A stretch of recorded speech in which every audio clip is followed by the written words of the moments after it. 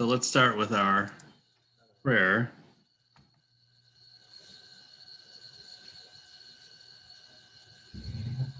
O Lord, ever living, ever loving, creator of all, we bring to you our experiences, our traditions, our culture, and and our our beliefs.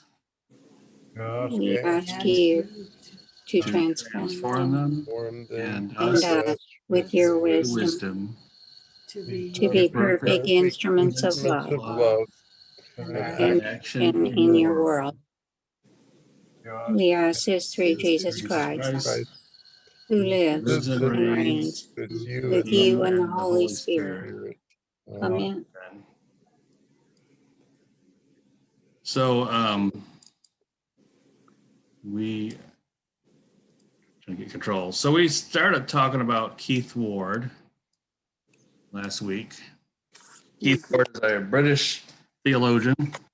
He's written a ton of books, probably about 20 or more. Interesting guy. He does a lot of stuff with science and religion.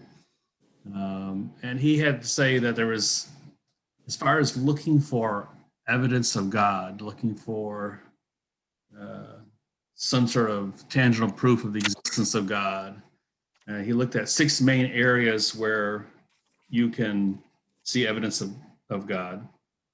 He said there's evidence in arts, morality, philosophy, science, religion, and personal experience.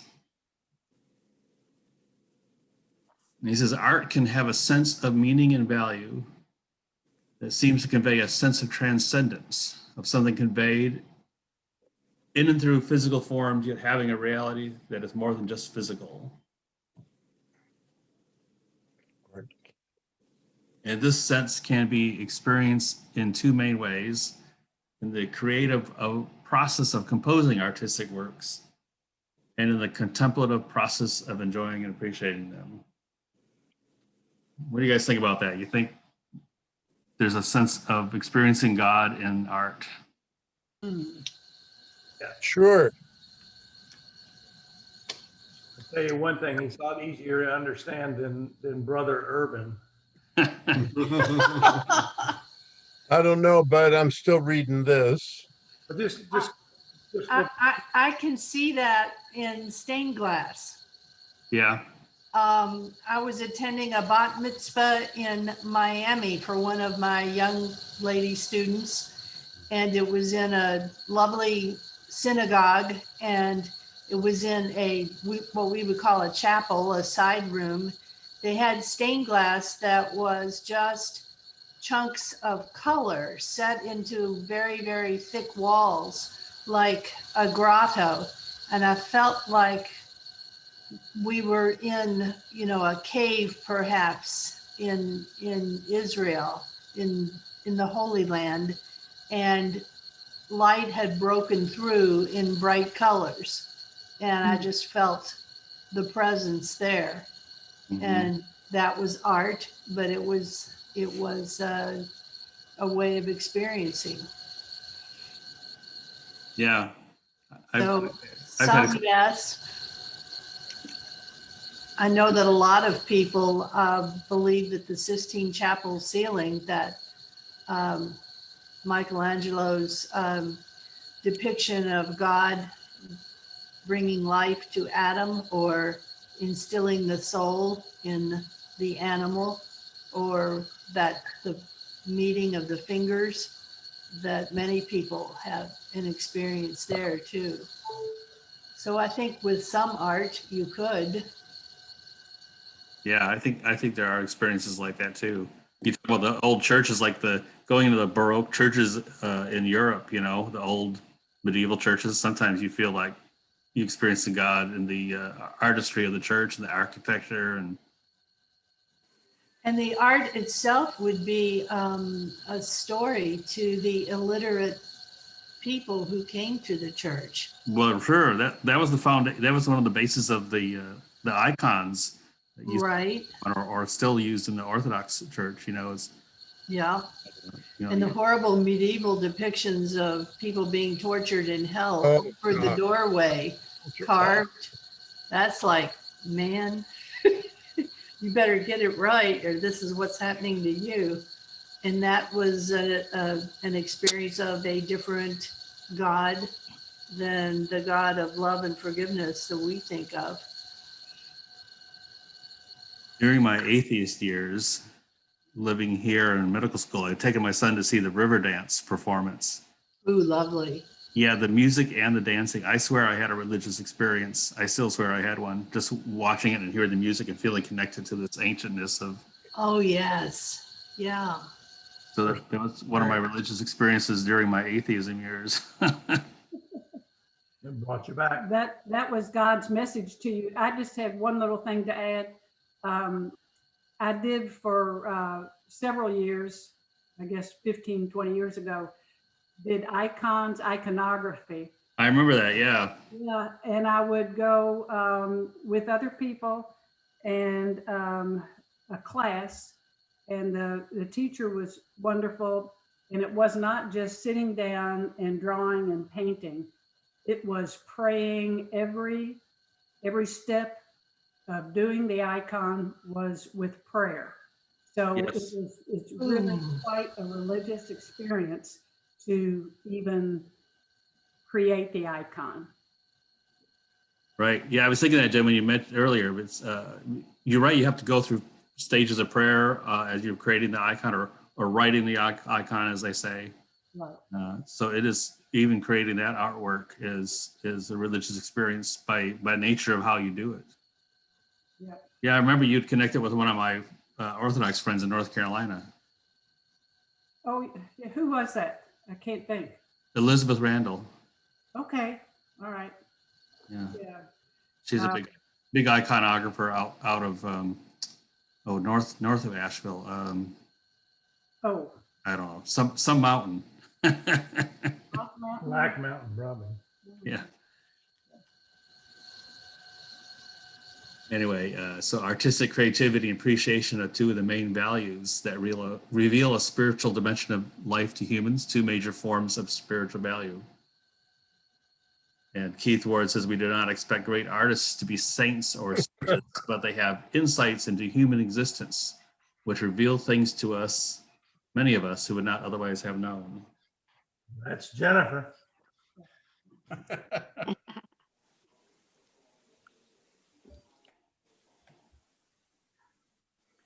Keith says that a sense of transcendence is also evidence of God in the experiential sort of form. It's not empirical proof, but you can sense or feel, like Janice was saying, in the stained glass, you have this transcendent feeling at that moment that confirms to you on a personal level of the existence of God. And Keith Ward says morality is another form of experiencing transcendence. Doing things for a higher purpose. So when you make a choice to do the right thing.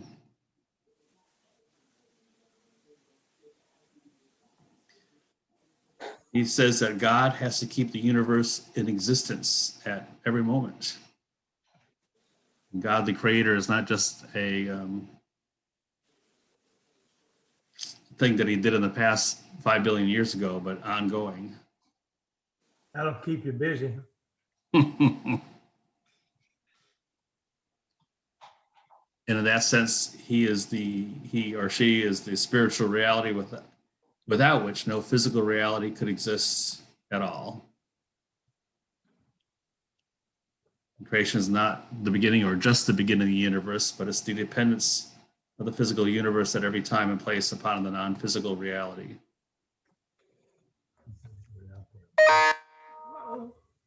I didn't do that. So, heading towards Keith's topics of science and religion, he looks at looking for evidence of cosmic purpose. And he says it'll be very different than looking for evidence of some rare physical animal existing somewhere in the universe. You look at other sources for verification.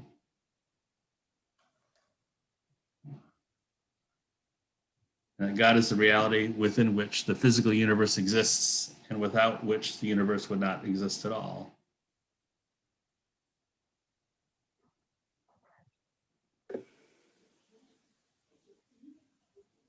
God is not just the first cause, but generates the universe by knowing it and intending it to exist.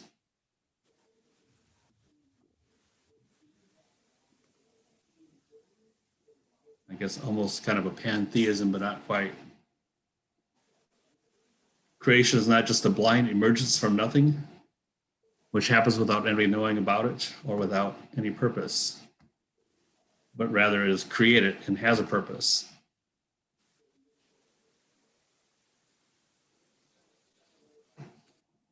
Which means that something like a mind knew what it was doing and intended to make the whole universe exist.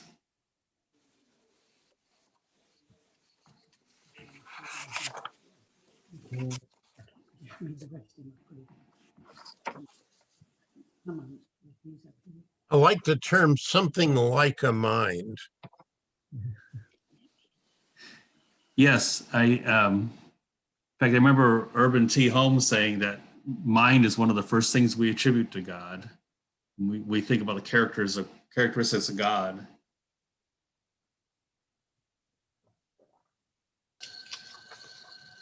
I wonder what lunch with these two guys would be like without a word that was said. Expensive as hell, I would think.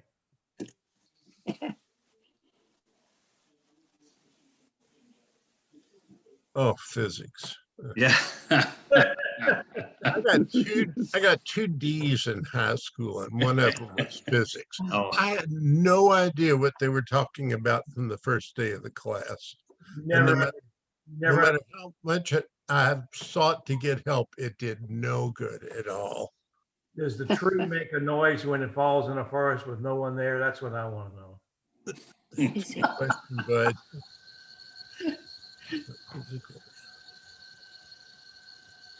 Well, hopefully the religious aspects of physics will be better for you, David. Yeah. Yeah, that part went all right. So what he says about physics is it's about physical reality, so cannot really discover anything by observation and experimentation about spirit or what might be going on with the mind of God. And he says, let's get away from this idea that there's a closed set of physical laws which do not quite manage to produce life and mind and reason by themselves. So God has to step in and redirecting them. Because this is not how God really works, that he set the world up and has to step in once in a while to adjust things. The clockmaker God kind of idea. Or doesn't agree with that thought. This is rather in opposition to that. The universe is a growing and developing system which gradually unfolds the possibilities that have been present in it from the beginning of creation, but come into being through a long process of development. So basically the universe evolves because that's the way God made it to evolve. Means he isn't quite finished with us yet. Right. Yeah, you can apply that on the evolution of humankind. You can apply that to your own life as you continue to evolve as an individual. It's not that God steps in and readjusts. It's that this is the way God made it for us to all continuously, hopefully improve, grow into more complex things. Another thing, if there was no God, I mean, the fact of the world becoming more complex, because one of the basic laws of physics is entropy. Everything becomes more disorganized. Everything disperses. Things do not develop and automatically become more complex. The very nature that we become complex over time is evidence of God. Right? Some of your fundamentalists who believe the Bible is entirely literal and evolution didn't happen. But evolution itself it points towards the existence of God because things do not naturally become more complex on their own. Evolution is creation. Right, exactly. And Keith Ward likes to point that out. As time go by, structures of the universe become more complex and organize themselves into highly integrated patterns. This all points towards a creative God.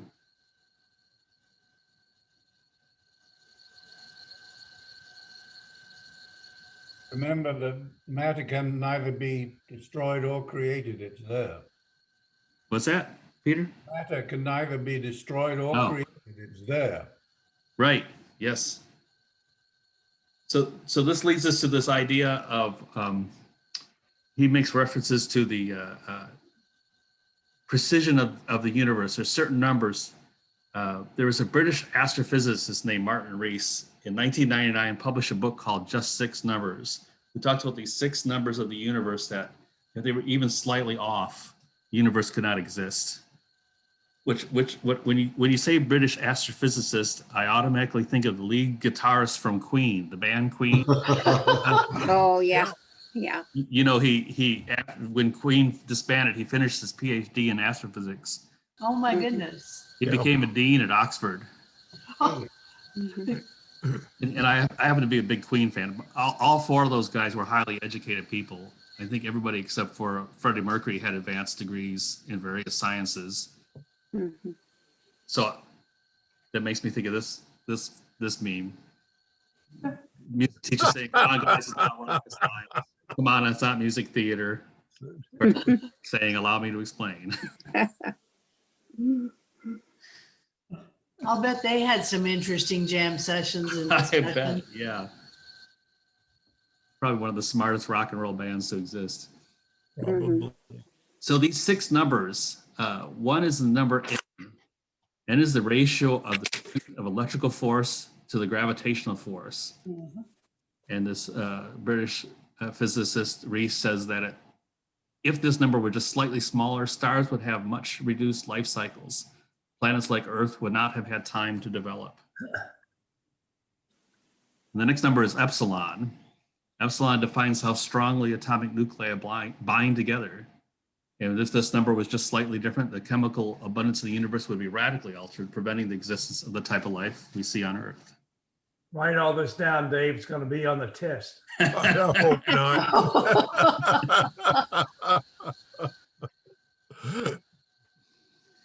Omega measures the amount of material in the universe. If this number had been too high, the universe would have collapsed upon itself. All matter in the universe being drawn back into a single point, like a big crunch. And if it had been too low, stars and galaxies would have never formed. There's Lambda, the anti-gravity effect that modifies the rate of expansion of the universe. Of course, if that was very slightly, galaxies and stars could not form. Q is the number that relates to the degree of structure in the universe. And if that had been slightly smaller, the universe would be inert and lack structure. If larger, the universe would be too violent for stars or solar systems to survive. It would be dominated by black holes. And then the 6th number, D, is the number of spatial dimensions we live in, which is, of course, three dimensions: height, width, and length, or depth. If the universe we lived in had 4 dimensions, then many of the laws of nature would have to be rewritten. Life forms as we know it could not have originated.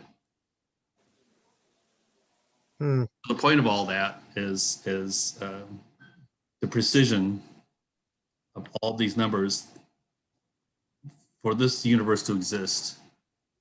Stephen Hawking talked about that too. He said our universe and its laws appears to have designed that is both tailor-made to support it, and if we are to exist, leaves little room for alteration. And Stephen Hawking also said, well, either there are infinite amount of universes that, and most of them failed and this one happened to work, or there was a creator behind it. This thought process is often called fine-tuning, or sometimes God of the gaps.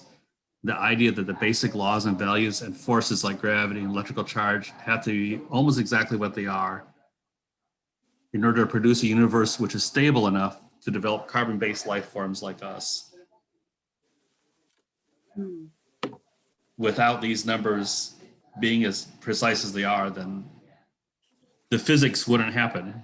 We just couldn't exist the way we are. So Keith finds this also as evidence for the existence of God.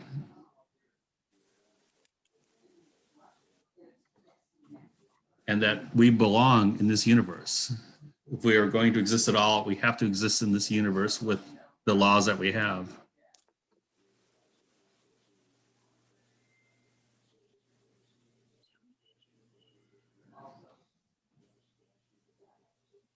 So then Keith goes on to talk about cosmic evolution and purpose. He says some religious people think that our perfect God would never create anything evil, so that everything that happened would always be good. And if this was true, then God would have never created us.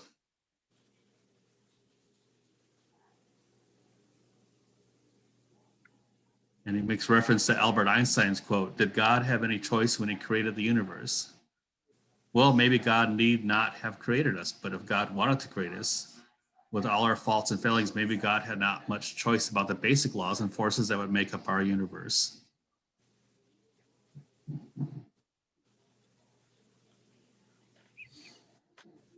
And we humans may not be the final goal of the universe, though our intelligence, freedom, capacity for loving relationships are worthy of being at least a part of God's goal for the universe. Star Trek.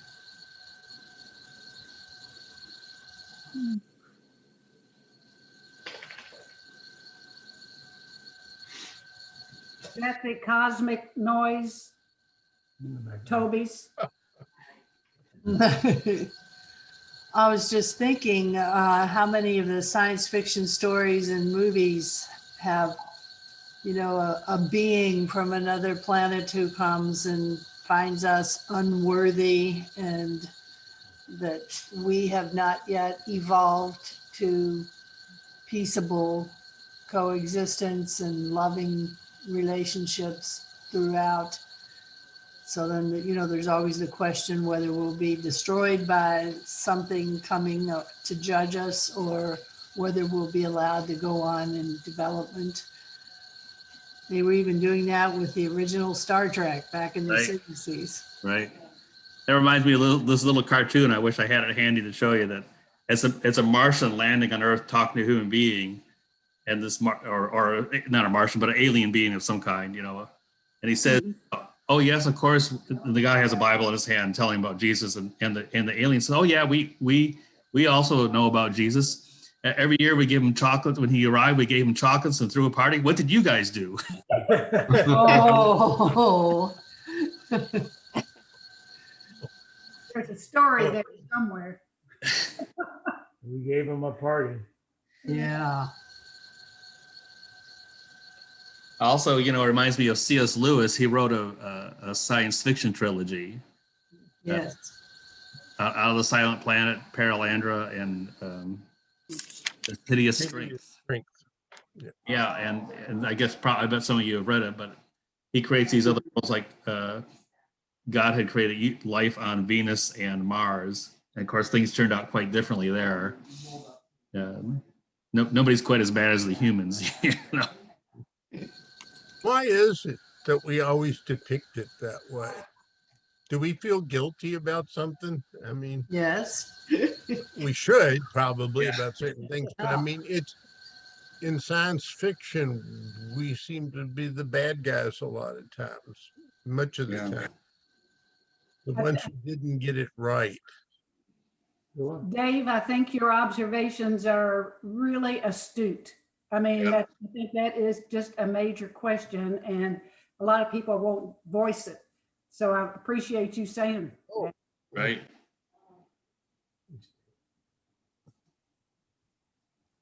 The purpose of the universe can perhaps be only fully realized beyond the universe itself, in a form that will fully realize the values and annihilate the disvalues that have been generated in the universe. This possibility, upon which many religions build, perhaps its actuality, depends on the truth of specifically religious considerations. So he's looking globally at religions in general, not just Christianity. Dave, we're down to about 8 minutes for church. Yeah. Okay. I love the word annihilate the disvalues. Could somebody explain that to me? I think he's looking at kind of a end of times kind of thing. you know, the next world, the things that have become the disvalues or the negative things that we've created being destroyed or repurposed.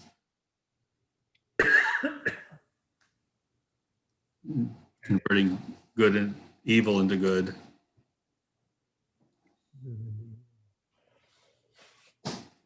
All right. Yep. See you next week. Okay, see you next week. Now, Peter. Thank you, Dave. Good day. Yep. Thanks, David. Good to see you all. Oh, it's good to see you. Now we can go and ponder. Before you go, Dave, talking about seeing God through art, that includes plays. Thornton Wilder's play, Our Town, at one point in this play, which posits a whole group of people who are dead in the cemetery and the living come to visit their graves. And then there's a lot of philosophizing and talking.